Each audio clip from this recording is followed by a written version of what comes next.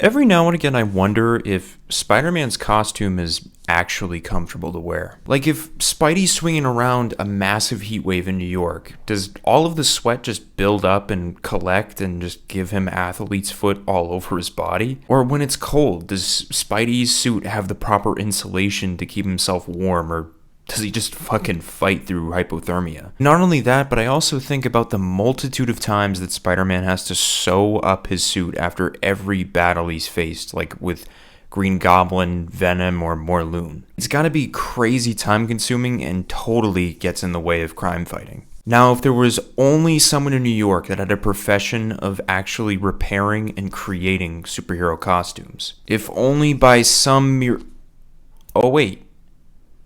His name's Leo Zielinski, and he runs a tailor shop on 23rd Street by 8th. And miraculously enough, he specializes in repairing costumes and also creating costumes for superheroes and villains alike. As Mr. Zielinski over the years has quite literally grown the craziest lists of clients over the years. And he's practically Marvel's #1 go-to guy to repair your costume. But how did he get into this superheroing clientele?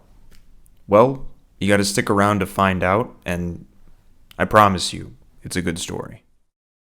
As we start the story, we see Mary Jane and Peter Parker together having dinner in a fancy restaurant. And Peter is having a slight dispute with the waiter as Peter wants coffee, but the waiter refuses to serve him coffee for some reason. Until Peter says to the waiter in a firm tone that he wants a cup of coffee right now, sending the waiter off to get coffee as he says something under his breath. But Mary Jane interjects to discuss everything going on with their careers and their marriage. That is until the police siren is heard wailing down the street, putting a pin in their important discussion as Peter needs to go out and be Spider-Man. As we follow Spider-Man swinging off to stop the group of criminals in a police chase. Meanwhile, from the streets below, Leo watches Spider-Man swing off on his way to his shop. As we see Leo later arrive to his shop, overhearing a villain named Killshot planning to kill someone while giving out an award. However, it's none of Leo's business as Leo gives Killshot a leather jacket he made with love. However, a few hours later, while having dinner, Leo's grandson wants to know what his grandfather plans on doing about Killshot's target the next day. With Leo saying, what can he even do? His business relies on privacy between the good guys and the bad.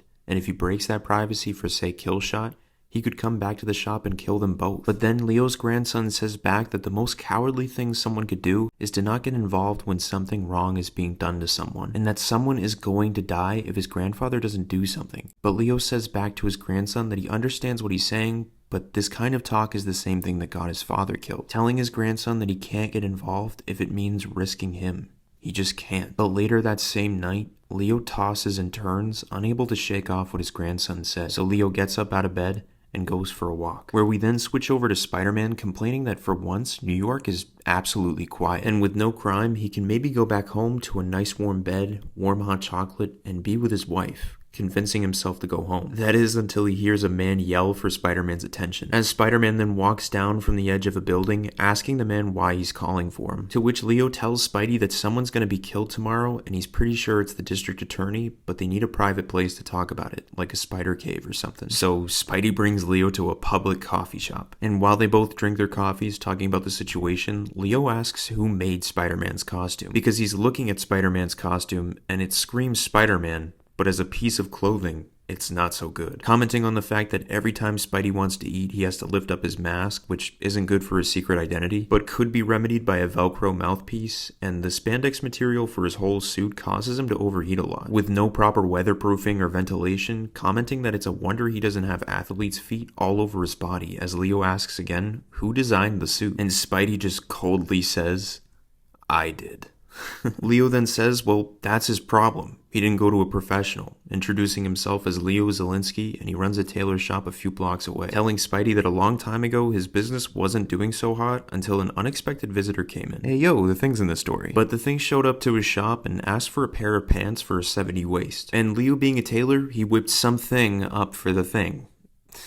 I'll be here all night. And ever since then, word of mouth grew, and superheroes showed up to his shop to get work done as well. And next thing Leo knew, he was up to his tuchus in spandex. And Leo would even feel honored at certain times repairing costumes for legends like Captain America himself. And word of mouth just got bigger and bigger, and he started working with the X-Men, some of the Avengers, and even one of his favorites, Daredevil. Along with this, he also helped create superheroes too, and their costumes, one being the Ferret. But soon, a few things would change, as villains would also show up, with one of the first being Doctor Doom trying to fix his cape. And then the Blob would show up, and he would want a very durable thong from Leo. And it got kind of hard managing superheroes and villains at the same time, but after a little hard work, he figured he could have heroes in on Mondays, Wednesdays, and Saturdays, and bad guys on Tuesdays and Thursdays, even leaving out certain magazines and such for the groups, commenting that Thor likes to read gardening magazines and Modern Pride. But getting to the point, he explains that while helping his client Killshot, he heard Killshot planning to kill the DA. And now Leo can't go to the police because that'll ruin his business, but he still has to do something, and it has to be someone that's not a client, so it doesn't come back to Leo and his grandson. So after Leo tells Spider-Man everything he can about Killshot and where he'll be the next day,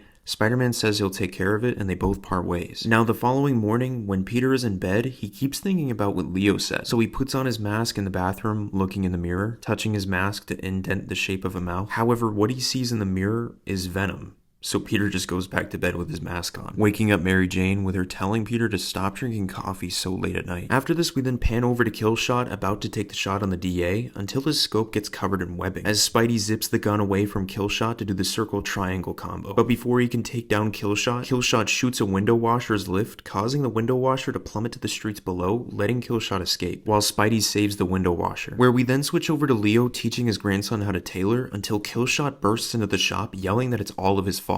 As Killshot yells at Leo that he must have gotten someone involved, pointing his gun at his grandson. But Leo jumps in the way of the gun as it fires, missing his grandson, but hits Leo instead, as Killshot lifts his gun to Leo's head to finish him. And at the last second, Spider-Man breaks through the shop's window, taking down Killshot and webbing him up, throwing him out into the street for the cops to pick him up. Later, the DA and the police would arrive to Leo's shop to take Killshot away, and the DA even thanks the two of them, knowing on some level that because of them both, he's alive today. And before Spidey leaves, Leo hands him a folder to look over if he's ever interested in an upgrade. As Peter later sits on a rooftop, opening up the folder to see Leo's special design of the Spider-Man uniform, mixing civilian clothes with a reversible Spider-Man jacket so he can change into his costume seamlessly, ending the story.